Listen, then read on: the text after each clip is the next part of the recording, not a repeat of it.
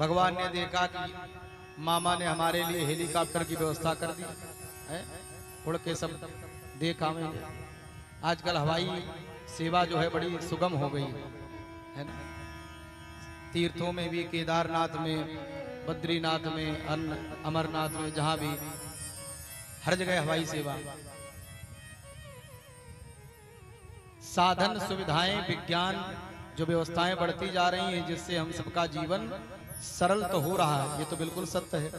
जितने साधन मिल रहे हैं, विज्ञान बढ़ रहा है, व्यवस्थाएं मिलती जा रही हैं, तो उतना हम सबका जीवन सरल होता जा रहा है।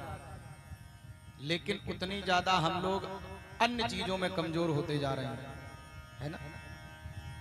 एसी में लोग बने रहते हैं, शारीरिक शक्ति बड़ी कमजोर हो रही है। जरा सी ज्यादा गर्मी होती तो बर्दाश्त नहीं हो पाता।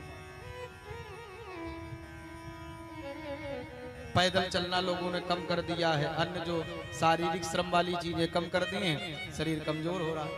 और फिर कंबल वाले बाबा की जरूरत पड़ती, घुटने ठीक कर दे, कमर ठीक कर दे।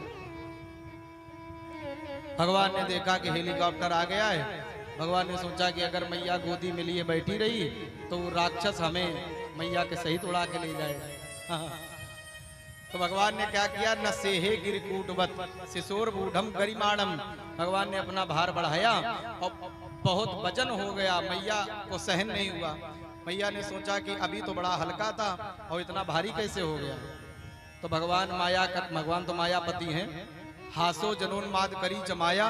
भगवान जैसे मुस्कुराते हैं तो माया प्रभावित हो जाती है। तो भगवान ने मैया को देख के मुस्कुरा दिए। मैया को समझ में आने लगा। मैया ने कहा अच्छा, काफी देर से दूध पिला रही हैं, पहले हल्का था, हमें लगता है इसने दूध ज्यादा पी लिया इसलिए भारी हो गया। लाओ अच्छा, इसको जमीन में रख के यहीं लिटा दें और घर का कुछ काम करावें। तो मैया ने भगवान को जमीन में लिटा दिया, अंदर चली गई और महाराज तृणावर्त हवा रूप में आया और आकर के भगवान को उड़ा के ले गया। भगवान कंधे पर बैठ करके सारे वृंदावन का दर्शन कर रही हैं। गोकुल है, ये छठी करा है, ये बरसाना राधा रानी का घर है, ये ललिता का, ये विशाखा का, ये मधुमंगल का है, ये मधुवन है, ये यमुना है, सब देख रहे हैं। और महाराज तृणावर्त 2-3 चक्कर वृंदावन के लगाए। उसने सोचा कि जल्दी मथुरा की ओर चलें और जैसे भागने लगा तो भगवान ने सोचा ज्यादा दूर ले जाएगा तो गड़बड़ हो जाएगा। तो भगवान ने फिर अपना वजन बढ़ाया और जैसे भारी लगे तो अब तृणावर्त को सहन ना हो, बार बार पीछे मुड़ करके देखे, मन में सोचे कि कहीं धोखे से हम उस लाला के धोखे नंद बाबा के आंगन से कोई काला पत्थर तो नहीं उठा लाए। भगवान सांवले थे, काले से। तो पीछे मुड़ मुड़ के बाद में बार बार देखे कि बालक के धोखे कोई हम पत्थर तो नहीं उठा लाए। भगवान हंसने लगे। भगवान ने कहा कि संसारवासी, मेरे भक्त पत्थर में भी हमारा दर्शन करते हैं और ये इतना पापी है कि हम ही को पत्थर समझ रहा है।